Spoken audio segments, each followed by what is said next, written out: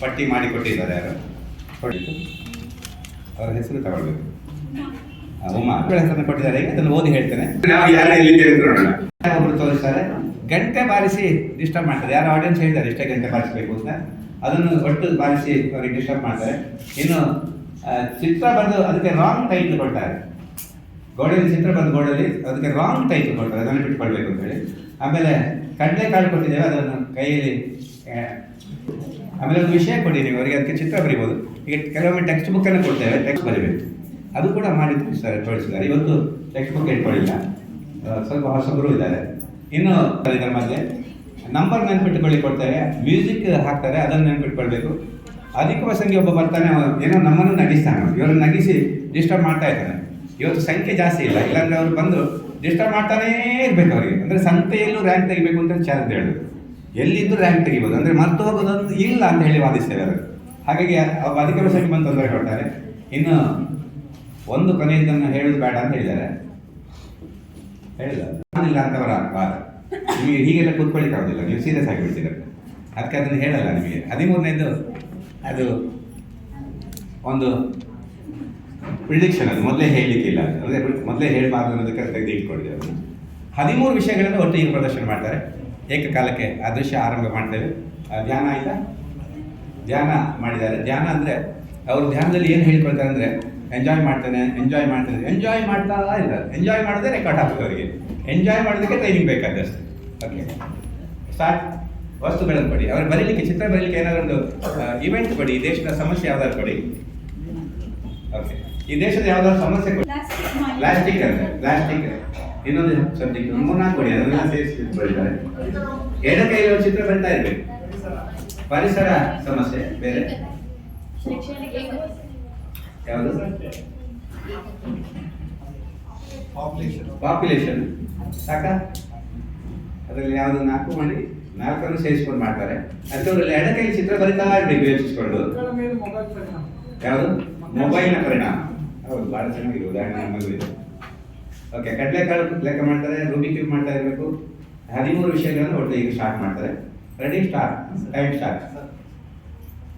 Time start. ಇದೀಗ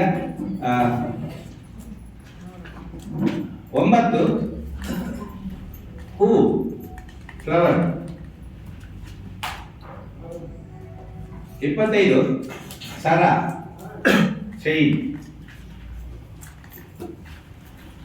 1 ತಂಬೂರ. ಉಳಿದವರು ಬರಲಿ ವಸ್ತು. ಅವರೊಂದು ವಸ್ತು ಏನೋ ಹಿಡ್ಕೊಂಡು ಬರ್ತಾರೆ, ಏನೋ ಎಲ್ಲಿ ಸಿಕ್ಕಿದ್ದಾರೆ.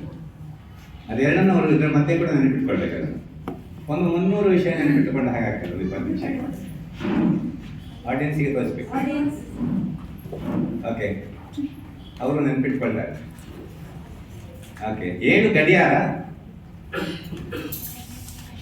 ಪ್ರಶ್ನೆ 1, ರಾಷ್ಟ್ರಕವಿ ಯಾರು?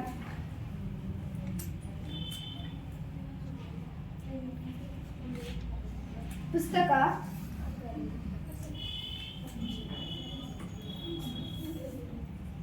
ಪುಸ್ತಕವನ್ನು ಅವರು ಈಗ ರೆಕಾರ್ಡ್ ಮಾಡಿ ಆಯಿತು. 13 ಬಳೆ.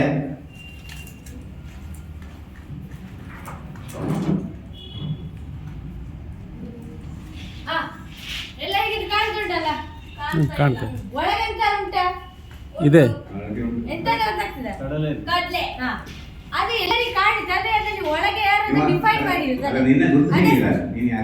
ಓ ಗೊತ್ತಾಗಿಲ್ಲ. ನಾ ಅಧಿಕ ಪ್ರಸಂಗದ ಹಾಗೆ ಕಾಣ್ತಿರ್ತೀಯ ಆಯ್ತಾ. ಇದರೊಳಗೆ ಕಡ್ಲೆ ಉಂಟಲ್ಲ, ಅದೇ ಕಾಣ್ತಿಲ್ಲ. ಒಮ್ಮೊಮ್ಮೆ ವಿಶೇಷತೆ ಬೇರೆಯವ್ರಿಗೆ ಹೋಗಿ ತೋರಿಸಿದ್ರೆ ಸಾಕು, ಅವ್ರಿಗೆ ಕಾಣ್ತಾ ಇಲ್ಲ ಕಡ್ಲೆ. ನಿಮಗೆ ಕಾಣ್ತದೆ, ಕಾಣ್ತದಲ್ಲ ನಿಮಗೆ.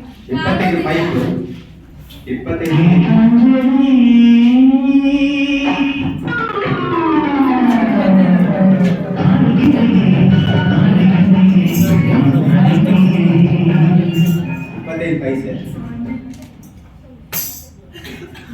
ಆಗಲೇ ಇದೆ. 25 ಪೈಪ್ ಬೇರೆ ರೆಕಾರ್ಡ್ ಆಗ್ತಾ ಇದೆ. ಹೌದು, ನಾನು ಚೇಂಜ್ ಮಾಡಿ. Okay, number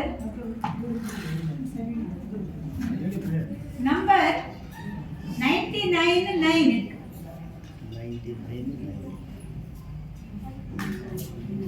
2 bag. ಇಲ್ಲ ಕೊಟ್ಟಿಲ್ಲ. 25. 25 ಸರ್. ನಿಮಗೆ ಗೊತ್ತುಂಟು.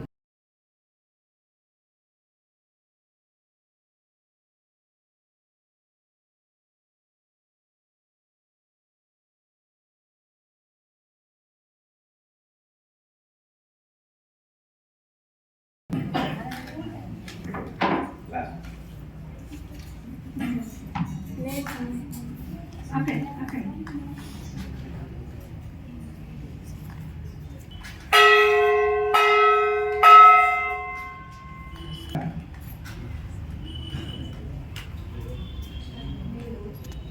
ಹದಿನೇಳು ಕ್ಯಾಮರಾ.